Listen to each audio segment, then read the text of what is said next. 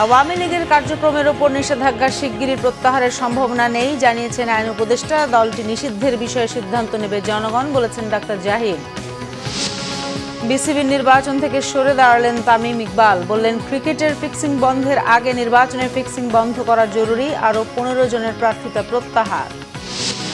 খাগড়াছড়িতে ধর্ষণের আলামত মেলেনি স্কুল ছাত্রীর মেডিকেল রিপোর্টে। সড়ক অবরোধ স্থগিতে স্বাভাবিক হতে শুরু করেছে জীবনযাত্রা, সড়কে চলছে যানবাহন। বিহিত পূজার মধ্য দিয়ে চলছে মহানবমী, ভক্ত পুণ্যার্থীদের হৃদয়ে বিষাদের সুর। বিজয়া দশমীতে দেবীর বিসর্জন কাল। দেখছিলেন ক্রাউন 7 সংবাদ শিরোনাম, এবার বিস্তারিত। আওয়ামী লীগের কার্যক্রমের ওপর নিষেধাজ্ঞা শিগগিরই প্রত্যাহারের কোনো সম্ভাবনা নেই জানিয়েছেন আইন উপদেষ্টা ডক্টর আসিফ নজরুল। দুপুরে বরিশালে পূজা মণ্ডপ পরিদর্শন শেষে তিনি এ তথ্য জানান। আসিফ নজরুল বলেন, যখন একটা দলের কার্যক্রম নিষিদ্ধ করা হয় তখন বিভিন্ন ধরনের প্রশ্ন ওঠে।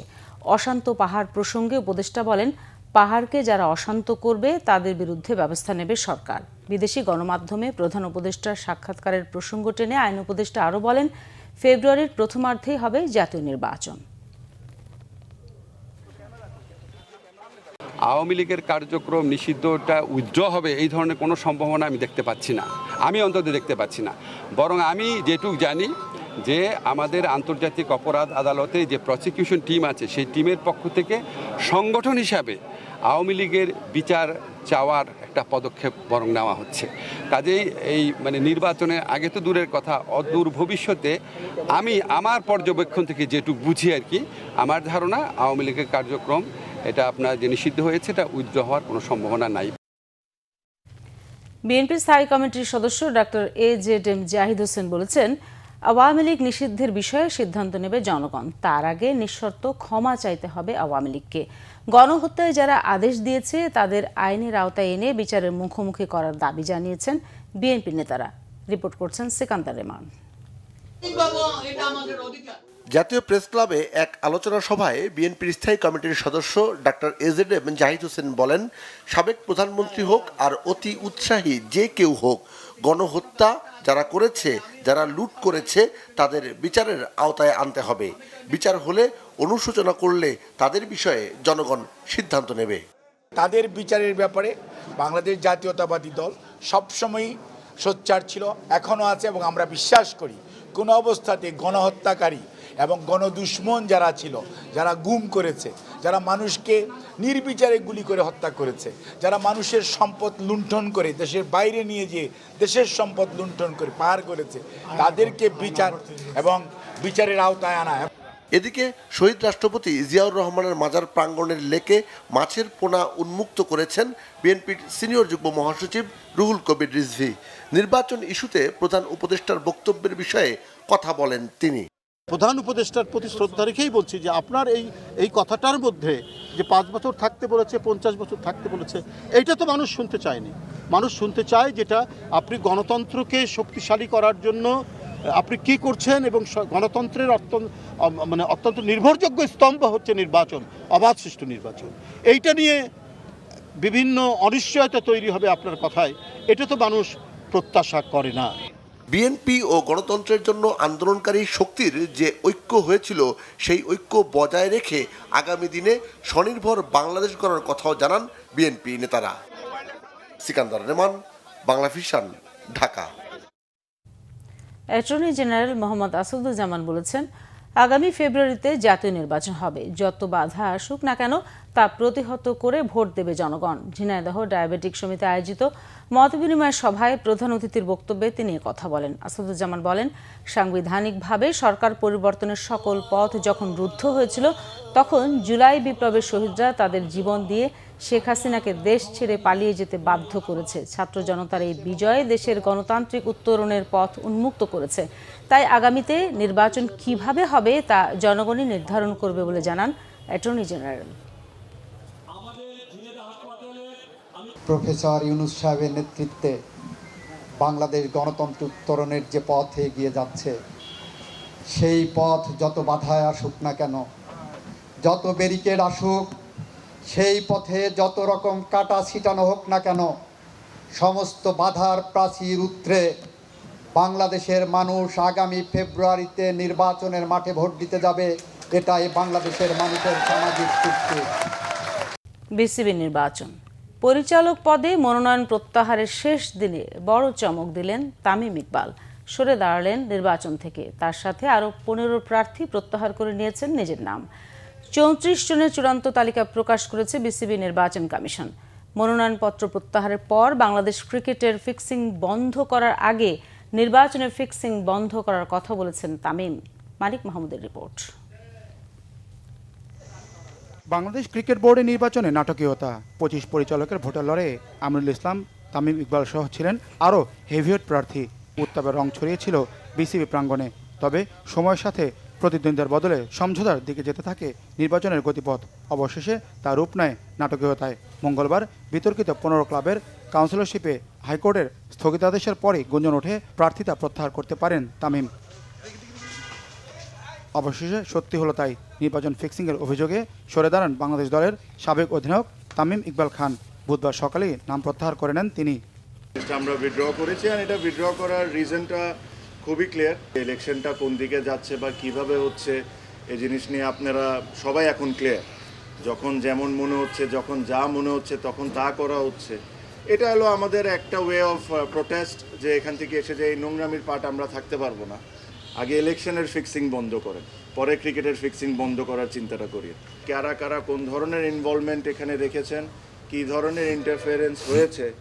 তামিমের পর বিএনপির 3 নেতা মির্জা আব্বাসের ছেলে মির্জা ইয়াসির আব্বাস, আমির খুসরো মাহমুদের ছেলে ইসরাফিল খসরু ও সালাউদ্দিন আহমেদের ছেলে সাইদ ইব্রাহিম, আর তাদের সাথে রফিকুল ইসলাম বাবু, বোরহানুল পাপ্পু, মাসুদুজ্জামান আসিফ রব্বানী, সাব্বির আহমেদ রুবেল, মীর হেলাল ও সিরাজউদ্দিন মোহাম্মদ আলমগীররা নির্বাচন বয়কট করেন। 50 প্রার্থীর মধ্যে 16 জন নাম প্রত্যাহার করায় পরিচালক পদের প্রার্থী এখন 34 জন। এতে সাবেক ক্রিকেটার ও গায়ক আসিফ আকবর, সাবেক নির্বাচক আব্দুর রাজ্জাক সহ কয়েকজনের বিনা প্রতিদ্বন্দ্বিতায় নির্বাচিত হওয়া নিশ্চিত হয়েছে। 16টায় আবেদন জমা পড়েছে প্রত্যাহারের জন্য, আর 16টায় আমরা নিয়েছি এবং 16টাকে বাদ দিয়ে আমাদের, আপনারা জানেন যে আমাদের টোটাল প্রার্থী ছিল 50 জন। 50 থেকে 16টা বাদ দিলে এখন আমাদের 34টা। একজন প্রার্থী উনি প্রত্যাহার করেছেন। আরেকজনের ক্ষেত্রে হচ্ছে যেহেতু আদালত যেভাবে নির্দেশনা দিয়েছে আমরা ওইভাবে ব্যবস্থা গ্রহণ করেছি। ব্যক্তিগত কারণ স্বেচ্ছায় নিজে সজ্ঞানে উনি ওইখানে প্রত্যেকটার কারণ উল্লেখ আছে, আমাদের আবেদনপত্র আমাদের সংরক্ষিত আছে। আগামী 6 অক্টোবর পরিচালনা পর্ষদের নির্বাচন শেষে 25 পরিচালকের ভোটে হবে বিসিবি সভাপতি নির্বাচন। মানিক মাহমুদ, বাংলা ভিশন, ঢাকা। ছড়ালেও মেডিকেল রিপোর্টে মেলেনি ধর্ষণের কোনো আলামত। 10টি সূচকের সবকটির রেজাল্ট এসেছে নরমাল। এদিকে মঙ্গলবার রাত থেকে সড়ক অবরোধ স্থগিত করায় স্বাভাবিক হতে শুরু করেছে জীবনযাত্রা। সড়কে চলছে দূরপাল্লা অভ্যন্তরীণ যানবাহন। খাগড়াছড়ির প্রতিনিধি HM প্রফুল্ল তথ্য ও টিটু দেবনাথের ছবিতে ডেস্ক রিপোর্ট। খাগড়াছড়িতে কথিত ধর্ষণের ঘটনার প্রতিবাদে যুগ্ম ছাত্র জনতার ব্যানারে আন্দোলন ও সহিংসতায় নিহত হন 3 পাহাড়ি। সেনাবাহিনী ও পুলিশ সহ আহত হন অন্তত অর্ধশতাধিক মানুষ। দিন যাওয়ার সাথে সাথে ফুটে উঠতে শুরু করেছে সহিংসতার চিত্র। জেলা সদরের স্বনির্ভর মহাজনপাড়া ও গুইমারা সহ অর্ধশতাধিক দোকানে চালানো হয়েছে ভাঙচুর, বাড়িঘরে দেয়া হয়েছে আগুন। শনিবার পাহাড়ি সন্ত্রাসীরা শনিবার বাজার আমাদের হিন্দু এবং মুসলিমদের 13টা দোকান লুটপাট করে নিয়ে গেছে। আমরা একদম নিঃস্ব হয়ে গেছি। এত উগ্রবাদী, এত সন্ত্রাসী ওরা, আমরা কখনো কল্পনা করতে পারি না যে এরা আমাদের এই দোকানগুলো এভাবে ভাঙচুর করে। ঘর বাড়ি সব পুড়ে গেছে, মানে সবকিছু, শুধু একটা কাপড় নিয়ে বেড়েছে আর বাচ্চা দুটা নিয়ে বেড়েছে, আর কিছু নাই। যে সম্পদগুলো নষ্ট হয়ে গেছে এই সম্পদগুলো কে দেবে আমাদেরকে? এদিকে ধর্ষণের ঘটনায় গঠিত মেডিকেল বোর্ডের স্বাক্ষরিত মেডিকেল রিপোর্ট বাংলা ভিশনের হাতে এসেছে, যেখানে দেখা যায় ধর্ষণের 10টি সূচকের সবকটি নরমাল। তবে এ বিষয়ে ক্যামেরার সামনে কথা বলতে রাজি হননি সিভিল সার্জন ডাক্তার মোহাম্মদ সাবের। অন্যদিকে অনির্দিষ্টকালের জন্য ঢাকা সড়ক অবরোধ আগামী 5 অক্টোবর পর্যন্ত স্থগিত করায় স্বাভাবিক হতে শুরু করেছে ব্যবসা বাণিজ্য সহ সড়কের যান চলাচল। একটা দোকানদারের 1 লক্ষ টাকা লস হয়েছে, 50,000 টাকা লস হয়েছে। বিশেষ করে আমার নিজেরই লস হয়েছে লাখানিক টাকার মতো। খুব ভালো লাগতেছে হরতাল ছাড়ার জন্য। মহাছড়ি থেকে খাগড়াছড়িতে আসছি, খাগড়াছড়ি থেকে দিঘিনালা যাব। কথিত ধর্ষণ ও মিথ্যা ইস্যুতে সহিংসতা ছড়ানোর সঠিক তদন্তের মাধ্যমে অপরাধীদের আইনের আওতায় আনার দাবি জানিয়েছেন জনপ্রতিনিধি ও বাঙালিদের আঞ্চলিক সংগঠনগুলো। একটা মিথ্যা ইয়ের উপরে দাঁড়িয়ে তিনজন লোকের প্রাণ গেল এবং অনেক লোক হাসপাতালে আছে এবং অনেক ব্যবসায়িক ভাইয়েরা আপনার সর্বশান্ত হয়েছে। পাহাড়ে এই একটি সশস্ত্র গ্রুপ আছে ইউপিডিএফ, যারা সবসময় পাহাড়টাকে অশান্ত করার জন্য বিভিন্ন ইস্যু তৈরি করে। এদিকে গুইমারায় সহিংসতায় জেলা প্রশাসনের গঠিত তদন্ত কমিটিকে প্রত্যাখ্যান করেছে ইউপিডিএফ প্রসিত গ্রুপ। তবে প্রশাসন জানিয়েছে পাহাড়ি ও বাঙালিদের মধ্যে বিশ্বাস ও আস্থা ফিরিয়ে আনতে সুরক্ষা কমিটি গঠন করা হয়েছে। গতকালকে রাত 11টা থেকে অবরোধ প্রত্যাহার করা হয়েছে, যানবাহন চলাচল শুরু হয়েছে। আশা করি আমরা আজকের পরেই 140 ব্যাপারে সিদ্ধান্ত নিতে পারবো। সবাইকে আইনের প্রতি শ্রদ্ধাশীল হওয়ার আহ্বান জানিয়েছেন খাগড়াছড়ি রিজন কমান্ডার। ভয়ের কোনো কারণ নেই, কারণ সবকিছু প্রমাণ সাপেক্ষে হয়। তো প্রমাণের মাধ্যমেই আমাদের বিজ্ঞ আদালত ডিসিশন দিয়ে দিবে, তারপরে এখানে পুলিশ প্রশাসন আছে, তারা তাদের ডিসিশন দিয়ে দিবে। তো এটা নিয়ে হওয়ার কিছু নেই, চিন্তা করার কিছু নেই। আমরা আইনের প্রতি শ্রদ্ধাশীল হতে হবে। পাহাড়ের সাম্প্রদায়িক সম্প্রীতি অক্ষুণ্ণ রাখতে সশস্ত্র আঞ্চলিক সংগঠনগুলোর বিরুদ্ধে সাঁড়াশি অভিযান ও অবৈধ অস্ত্র উদ্ধারের দাবি জানিয়েছেন স্থানীয়রা। Bangla Vision news desk. গেল 21 মাসে দেশের অভ্যন্তরে 18টি ভূকম্পন অনুভূত হয়, বেশ ঝুঁকিতে বাংলাদেশ। বিশেষজ্ঞদের আশঙ্কা 7 মাত্রার ওপরে কম্পন হলেই ধ্বংসস্তূপে পরিণত হতে পারে রাজধানী ঢাকা। বিপর্যয় এড়াতে নিয়ম মেনে ভবন নির্মাণের পাশাপাশি এখন থেকে ঝুঁকিপূর্ণ ভবনগুলো তালিকা করে অপসারণের জন্য সরকারকে কঠোর হওয়ার পরামর্শ তাদের। একই সাথে মানুষের মধ্যে সচেতনতা বাড়ানোরও তাগিদ দিয়েছেন। শুভ মাহফুজের রিপোর্ট। দীর্ঘদিন ধরেই ভূমিকম্পের উচ্চ ঝুঁকিতে বাংলাদেশ। প্রতি বছরই পার্শ্ববর্তী দেশগুলোতে একাধিক ভূমিকম্প সংঘটিত হয়, যেগুলোর কম্পন অনুভূত হয় ঢাকা সহ দেশের বিভিন্ন এলাকা। তবে সম্প্রতি বেশ কিছু ভূমিকম্প হয়েছে যার উৎপত্তিস্থল দেশের অভ্যন্তরেই। আবহাওয়া অধিদপ্তরের ভূমিকম্প পর্যবেক্ষণ কেন্দ্রের তথ্য অনুযায়ী 2024 সালের জানুয়ারি থেকে 2025 সালের সেপ্টেম্বর পর্যন্ত দেশে 126টি ভূমিকম্প অনুভূত হয়েছে। এর মধ্যে 18টি ভূমিকম্পের উৎপত্তিস্থল দেশের অভ্যন্তরেই। রাজধানীতে নিয়মনীতির তোয়াক্কা না করে নির্মাণ করা হয়েছে অসংখ্য ভবন। বিশেষজ্ঞরা বলছেন 7 মাত্রার উপরে ভূমিকম্প হলে রাজধানী ঢাকা পরিণত হতে পারে ধ্বংসস্তূপে। যদি ভূমিকম্প হয় তাহলে বাংলাদেশের সবচেয়ে বেশি ক্ষয়ক্ষতি হবে অন্যান্য দেশের তুলনায়। কারণ হচ্ছে এখানে যে আমাদের বিল্ডিং, এখানে যে মানুষের ডেন্সিটি, এখানে যে রাস্তাঘাট, ইনফ্রাস্ট্রাকচার, এই সব কিছু বিবেচনায় ক্ষয়ক্ষতি বেশি হবে। যেমন 7.8 ম্যাগনিটিউডের আর্থকোয়েক হলো নেপালে। এই আর্থকোয়েকে কিন্তু দেখেন 7.8-এ নেপালে প্রায় 8,000 লোক মারা গেছে, কিন্তু বাংলাদেশে যদি এরকম একটা আর্থকোয়েক হয় আরো অনেক বেশি লোক মারা যাবে। এনফোর্সমেন্ট অফ বিল্ডিং কোড, ইমারত নির্মাণ বিধিমালা, এগুলো রাজুক একদমই প্রতিপালন করেনি এবং রাজুক নিজেও বলছে যে তার 70 থেকে 80% ভবনের বিভিন্ন ধরনের ভায়োলেশন আছে। এবং এই যে চোখের সামনে প্ল্যাটফর্ম জোনগুলো ভরাট হয়ে গেল, সেখানে শয়ে ভবন তৈরি হলো, যে ভবনগুলো কোনোটা 10 তলা 12 তলা, বসিলার মতো এলাকাতে বেড়িবাঁধের ওপারে গিয়ে একটা পুরো নগর তৈরি হলো, রাজুক সেটা দেখতে পারলো না বা রাষ্ট্র দেখতে পারলো না। তাহলে সেসব এলাকাতে তো মারাত্মক ভূমিকম্পের ঝুঁকিগুলো রয়েই গেছে। ভূমিকম্প প্রতিরোধে ঝুঁকিপূর্ণ ভবনগুলো অপসারণে সরকারের কার্যকর পদক্ষেপের পাশাপাশি মানুষকে সচেতন করার পরামর্শ বিশেষজ্ঞদের। একই সাথে বিল্ডিং কোড মেনে ভূমিকম্প প্রতিরোধী ভবন তৈরির পরামর্শ দিয়েছেন নগর পরিকল্পনাবিদরা। ঢাকা শহরের ক্ষেত্রে আমরা বিল্ডিং কোডে এখন যেটা আছে এটা 7 থেকে 7.5 ম্যাগনিটিউডের আর্থকোয়েকের রেজিস্ট্যান্স, একটা শেকিং। এই লেভেলের ভূমিকম্প হলে এই শেকিংটা হবে। কারণ আগের বিল্ডিংগুলো যেগুলো ইম্পর্টেন্ট বিল্ডিং, এগুলো যদি আমি ওইভাবে রেট্রোফিট বলা হয় স্ট্রেংথেন করি, অথবা যেগুলো একেবারে পুরাতন বিল্ডিংগুলো ভেঙে ফেলে আবার নতুন করে যদি এইভাবে ডিজাইন করে বিল্ডিং করি, তাহলে ক্ষয়ক্ষতি কমে যাবে। এটা একটা। আরেকটা মানুষকে সচেতন করতে হবে, স্ট্রাকচারালি সেফ ভবন নির্মাণ করা, কারণ হাউজিংগুলো থেকে শর্টেজ আছে। তাহলে এই ব্যালেন্সে যেতে হবে। আর এখন থেকে যে কোনো নতুন ভবন তৈরি করার ক্ষেত্রে বিল্ডিং কোডগুলো দরকার। আবার যদি ভূমিকম্প হয় তাহলে মানুষকে উদ্ধার করার জন্য তো ওপেন স্পেস লাগবে। তো ঢাকা শহর ওপেন স্পেস তো নষ্ট হয়ে গেছে, দখল করে ফেলা হয়েছে। তাহলে ওপেন স্পেসগুলোকে রিস্টোর করা এবং ক্ষেত্র বিশেষে প্রয়োজন হলে আমাদের এলাকা ভিত্তিক ইভাকুয়েশন স্পট হিসেবে আমাদের কিছু কিছু খেলার মাঠ, পার্ক তৈরি করা দরকার, যেটা ভূমিকম্পের সময় আমাদের আশ্রয়স্থল হিসেবে কাজ করবে। ডোবা বা জলাশয় ভরাট করে বহুতল ভবন নির্মাণ না করার পরামর্শ বিশেষজ্ঞদের। শুভ মাহফুজ, বাংলা ভিশন, ঢাকা। সনাতন ধর্মাবলম্বীদের সবচেয়ে বড় ধর্মীয় উৎসব শারদীয় দুর্গাপূজায় আজ মহানবমী। মণ্ডপে মণ্ডপে চলছে প্রার্থনার সঙ্গে বিদায়ের সুর। কাল দশমীতে দেবী দুর্গাকে বিসর্জন দেবেন ভক্তরা। মর্ত ছেড়ে কৈলাসে স্বামী গৃহে ফিরে যাবেন দুর্গতি নাশিনী দুর্গা। হিন্দু শাস্ত্র মতে এবার দেবী এসেছেন গজে, যাবেন দোলায় চড়ে। মোহাম্মদ ফারুক হোসেনের ক্যামেরায় আসমা আক্তার নূপুরের রিপোর্ট। কল্পারম্ভ বিহিত ও সন্ধি পূজার মধ্য দিয়ে শুরু হয় শারদীয় দুর্গোৎসবের মহানবমী। বুধবার সকালে মহাস্নানের পর রাজধানীর ঢাকেশ্বরী মন্দির সহ দেশব্যাপী মণ্ডপে মণ্ডপে এই পূজা হয়।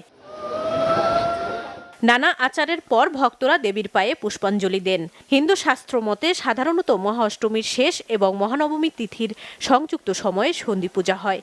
এই সন্ধিক্ষণেই দেবী দুর্গার হাতে অসুর বধ হয়েছিল।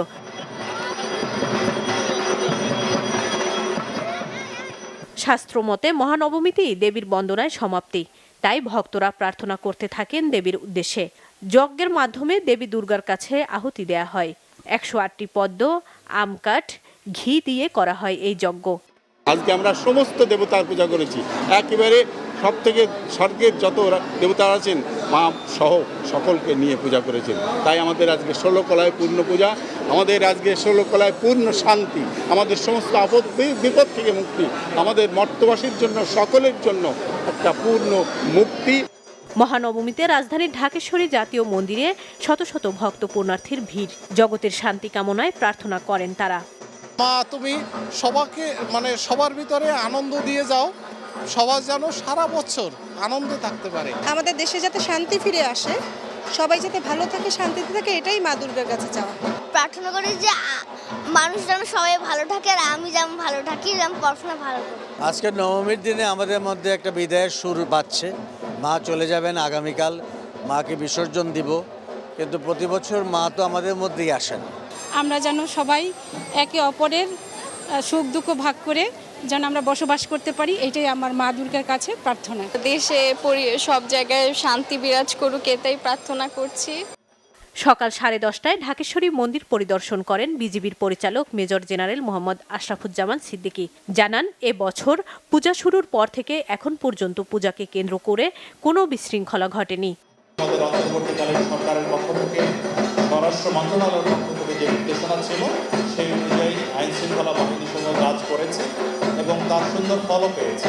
নির্বিঘ্নে সবাই বিভিন্ন স্থানে পূজা উৎসব পালন করতে পেরেছে। বৃহস্পতিবার বিজয়া দশমীতে বিসর্জনের মধ্য দিয়ে দেবী দুর্গাকে বিদায় জানাবেন সনাতন ধর্মের অনুসারীরা। তাই মহানবমীতেই আনন্দের পাশাপাশি বিষাদের ছায়াও থাকে ভক্ত পুণ্যার্থীদের মাঝে। আর মাত্র একদিন পরেই দেবী দুর্গা ফিরে যাবেন মর্ত থেকে কৈলাসে। তাই মহানবমীতে চলছে দেবী দুর্গার কাছে প্রার্থনা। দেশ ও জগতের কল্যাণে দেবী ভক্তরা প্রার্থনা করছেন। আসমা আক্তার নূপুর, বাংলা ভিশন, ঢাকা। আগামী 72 ঘন্টা ঢাকাসহ সারা দেশে ভারী বর্ষণের সম্ভাবনা আছে বলে জানিয়েছে আবহাওয়া অধিদপ্তর। মঙ্গলবার রাত থেকে বিরামহীন বৃষ্টি ঝরেছে রাজধানীতে। থেমে থেমে বজ্রপাতও হয়েছে। অবিরাম বৃষ্টিতে রাজধানীর বেশ কয়েকটি গুরুত্বপূর্ণ সড়কে সৃষ্টি হয়েছে জলাবদ্ধতা। এতে দুর্ভোগে পড়েন যাত্রী ও পথচারীরা। রাজধানী ঘুরে দেখা গেছে টানা বৃষ্টিতে ধানমন্ডি এয়ারপোর্ট, বিজয় সরণি, কালশী ও কাজীপাড়ার বিভিন্ন সড়কে পানি জমে গেছে। এর কারণে সরকারি ছুটির দিনেও সড়কে যানবাহনের জটলা দেখা গেছে। এদিকে আবহাওয়া অধিদপ্তর জানিয়েছে, বঙ্গোপসাগরে সুস্পষ্ট লঘুচাপের কারণে সমুদ্র বন্দরগুলোতে 3 নম্বর স্থানীয় সমুদ্র সংকেত দেখিয়ে যেতে বলা হয়েছে। এ সময় চট্টগ্রাম অঞ্চলে ভূমিধসের আশঙ্কা রয়েছে বলে সতর্ক করেছে আবহাওয়া অফিস। আগামী সপ্তাহ থেকে তাপমাত্রা স্বাভাবিক হতে পারে বলেও জানিয়েছেন আবহাওয়াবিদরা। এবারে দেশের বিভিন্ন জায়গার আরও কিছু খবর নিয়ে রয়েছে একটি ডেস্ক রিপোর্ট। বিএনপি ক্ষমতায় এলে খোলামোড়া কামরাঙ্গীরচর ব্রিজ নির্মাণ করা হবে বলে আশ্বাস দিয়েছেন বিএনপি চেয়ারপারসনের রাজনৈতিক উপদেষ্টা আলহাজ আমানুল্লাহ আমান। কেরানীগঞ্জ মডেল থানার কোনাখোলা, খোলামোড়া ও ব্রাহ্মণকিতা এলাকায় বিভিন্ন পূজা মণ্ডপ পরিদর্শনকালে তিনি কথা বলেন। বিশেষ অতিথি ছিলেন ঢাকা জেলা বিএনপির সাংগঠনিক সম্পাদক ব্যারিস্টার ইরফান ইবনে আমান অমি। একটি মহল ৭১কে ভুলুণ্ঠিত করার চেষ্টা করছে। তারা মুক্তিযুদ্ধ সম্পর্কে নানা অপপ্রচার চালাচ্ছে। এদের সম্পর্কে সাবধান থাকতে হবে। জামায়াতকে উদ্দেশ্য করে এমন মন্তব্য করেছেন বিএনপি চেয়ারপারসনের উপদেষ্টা বীর মুক্তিযোদ্ধা আলহাজ অধ্যাপক মোহাম্মদ শাহজাহান মিয়া। শারদীয় দুর্গোৎসব উপলক্ষে শিবগঞ্জ উপজেলার শাহবাজপুর ইউনিয়নের বিভিন্ন পূজা মণ্ডপ পরিদর্শনের সময় তিনি কথা বলেন। এ সময় তিনি উপজেলার বিভিন্ন মন্দিরে শারদীয় দুর্গোৎসবের সার্বিক বিষয়ে খোঁজ খবর নিয়ে সনাতন ধর্মাবলম্বী পূজারীদের সাথে শুভেচ্ছা বিনিময় করেন এবং ব্যক্তিগত উদ্যোগে প্রতিটি মন্দিরে আর্থিক অনুদান দেন। উপজেলা বিএনপির আহ্বায়ক আলহাজ মোহাম্মদ আশরাফুল হক, সদস্য সচিব মোহাম্মদ তৌসিকুল আলম সহ বিএনপি ও সহযোগী সংগঠনের নেতারা এ সময় তার সাথে ছিলেন। শারদীয় দুর্গাপূজা উপলক্ষে বিএনপির ভারপ্রাপ্ত চেয়ারম্যান তারেক রহমানের নির্দেশে নোয়াখালী ৫ আসন কোম্পানীগঞ্জ কবিরহাট উপজেলার ২০টির বেশি পূজা মণ্ডপ পরিদর্শন ও আর্থিক অনুদান দিয়েছেন বিএনপির কেন্দ্রীয় নির্বাহী কমিটির সহপল্লী উন্নয়ন বিষয়ক সম্পাদক বজলুল করিম চৌধুরী আবেদ। এ সময় তিনি বলেন, নির্বাচন নিয়ে কোনো শঙ্কা নেই। সাতক্ষীরা তালা উপজেলা সদর ও খলিলনগর ইউনিয়নে বিভিন্ন পূজা মণ্ডপ পরিদর্শন করেছেন বিএনপির কেন্দ্রীয় কমিটির প্রকাশনা বিষয়ক সম্পাদক হাবিবুল ইসলাম হাবিব। এ সময় তিনি পূজা উদযাপনকে কেন্দ্র করে কেউ যেন কোনো ধরনের বিশৃঙ্খলা সৃষ্টি করতে না পারে সে বিষয়ে সবাইকে সজাগ থাকার আহ্বান জানান। শারদীয় দুর্গাপূজায় নাটোরের মন্দির পরিদর্শন করেছেন রাজশাহীতে নিযুক্ত ভারতীয় সহকারী হাই কমিশনার মনোজ কুমার। প্রথমে শহরের লালবাজার জয়কালী মাতার মন্দির পূজা মণ্ডপ সহ শহরের বিভিন্ন মণ্ডপ পরিদর্শন করেন। এ সময় বাংলাদেশ পূজা উদযাপন পরিষদ নাটোর জেলা শাখার সাধারণ সম্পাদক অ্যাডভোকেট প্রসাদ কুমার তালুকদার ও শ্যামসুন্দর আগরওয়াল সহ বিভিন্ন মন্দিরের সভাপতি ও সাধারণ সম্পাদকরা উপস্থিত ছিলেন। গোপালগঞ্জে হিন্দু সম্প্রদায়ের মানুষের সাথে পূজার শুভেচ্ছা বিনিময় করেছেন জেলা বিএনপির সাবেক সভাপতি এম সিরাজুল ইসলাম সিরাজ। শহরের কেন্দ্রীয় সার্বজনীন কালীবাড়িতে শুভেচ্ছা শেষে কিছু আর্থিক সহায়তা প্রদান করেন তিনি। নারায়ণগঞ্জ রামকৃষ্ণ মিশন আশ্রম পূজা মণ্ডপ পরিদর্শন করেছেন কোস্টগার্ড মহাপরিচালক রিয়ার অ্যাডমিরাল মোহাম্মদ জিয়াউল হক। এ সময় তিনি আশ্বাস দেন, নদীপথে বিসর্জনের সময় নিরাপত্তা নিশ্চিতে সর্বোচ্চ সতর্ক অবস্থানে থাকবেন কোস্টগার্ড সহ আইন শৃঙ্খলা বাহিনীর সদস্যরা। এতে কোস্টগার্ডের বিভিন্ন পর্যায়ের কর্মকর্তারা উপস্থিত ছিলেন। জামালপুরে আন্তর্জাতিক প্রবীণ দিবস পালিত হয়েছে। এ উপলক্ষে জামালপুর জেরিয়াট্রিক ওয়েলফেয়ার ফাউন্ডেশনের উদ্যোগে প্রেসক্লাবের সামনে ঘণ্টাব্যাপী মানববন্ধন হয়েছে। সাংবাদিকদের সহযোগিতা নিয়ে হাইওয়ে পুলিশের কার্যক্রম ত্বরান্বিত করার লক্ষ্যে সম্মেলন হয়েছে বগুড়ায়। এতে বক্তব্য রাখেন বগুড়া রিজনের হাইওয়ে পুলিশের এসপি মোহাম্মদ শহীদুল হক। জানান, এই অঞ্চলের মহাসড়ক সব দিক থেকে নিরাপদ করে জনগণের আস্থা অর্জনই তাদের লক্ষ্য।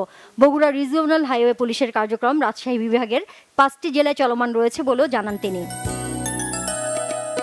ব্রেস্ট ক্যান্সার বিষয়ে সচেতনতা তৈরিতে র্যালি হয়েছে চট্টগ্রামে। চট্টগ্রাম মেডিকেল কলেজ চত্বর থেকে র্যালিটি বের করা হয়। নগরবাসীকে সচেতন করতে পুরো অক্টোবর মাস জুড়ে নগরীর বিভিন্ন স্কুল কলেজের শিক্ষার্থী ও শিক্ষকদের নিয়ে সচেতনতা সমাবেশ, প্রদর্শনী ও প্রচারণা চালানো হবে। এছাড়াও মাস জুড়ে রোগ নিরূপণ কেন্দ্র, CSCR হাসপাতাল বিনামূল্যে কনসালটেশন দেবে এবং প্রয়োজনীয় রোগীদের জন্য পরীক্ষার ক্ষেত্রে 50% ছাড় দেওয়া হবে। কুড়িগ্রামের উলিপুর উপজেলার বেগমগঞ্জে গৃহবধূ ফাতেমাকে দলবদ্ধ ধর্ষণের পর গলা টিপে হত্যা করে ফাঁসিতে ঝুলিয়ে রাখার অভিযোগ এনে এর দৃষ্টান্তমূলক বিচারের দাবিতে সংবাদ সম্মেলন করেছে নিহতের পরিবার। স্থানীয় প্রেস ক্লাবে এই সংবাদ সম্মেলনে নিহতের স্বজনরা উপস্থিত ছিলেন। সুনামগঞ্জের জামালগঞ্জের হাওর অঞ্চলের সনাতন ধর্মাবলম্বী দরিদ্র মানুষের মাঝে পূজার উপহার লুঙ্গি ও শাড়ি দিয়েছে SSC 95, HSC 97 ফাউন্ডেশন। হাওর এলাকায় ঘুরে ঘুরে এসব সহায়তা দেয় ফাউন্ডেশনের প্রতিষ্ঠাতা ফাউন্ডার প্রীতেশ তালুকদার। এ সময় তার সাথে ছিলেন ফাউন্ডেশনের অন্য সদস্যরাও। Naznin Akter, Bangla Vision news desk. সংবাদ শেষ করব ক্রাউন 7 শিরোনামগুলো আরেকবার জানিয়ে। আওয়ামী লীগের কার্যক্রমের ওপর নিষেধাজ্ঞা শিগগিরই প্রত্যাহারের সম্ভাবনা নেই জানিয়েছেন আইন উপদেষ্টা। দলটি নিষিদ্ধের বিষয়ে সিদ্ধান্ত নেবে জনগণ, বলেছেন ডাক্তার জাহিদ। বিসিবি নির্বাচন থেকে সরে দাঁড়ালেন তামিম ইকবাল, বললেন ক্রিকেটের ফিক্সিং বন্ধের আগে নির্বাচনের ফিক্সিং বন্ধ করা জরুরি। আরও 15 জনের প্রার্থিতা প্রত্যাহার। খাগড়াছড়িতে ধর্ষণের আলামত মেলেনি স্কুল ছাত্রীর মেডিকেল রিপোর্টে। সড়ক অবরোধ স্থগিতে স্বাভাবিক হতে শুরু করেছে জীবনযাত্রা, সড়কে চলছে যানবাহন। বিহিত পূজার মধ্য দিয়ে চলছে মহানবমী, ভক্ত পুণ্যার্থীদের হৃদয়ে বিষাদের সুর। বিজয়া দশমীতে দেবীর বিসর্জন কাল।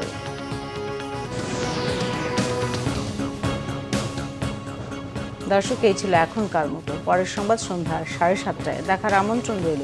এছাড়া বাংলা ভিশন সংবাদ ও সংবাদ সংশ্লিষ্ট অনুষ্ঠান দেখতে ভিজিট করুন www.bvnews24.com ও facebook.com/banglavisionnews এবং সাবস্ক্রাইব করুন youtube.com/banglavisionnews।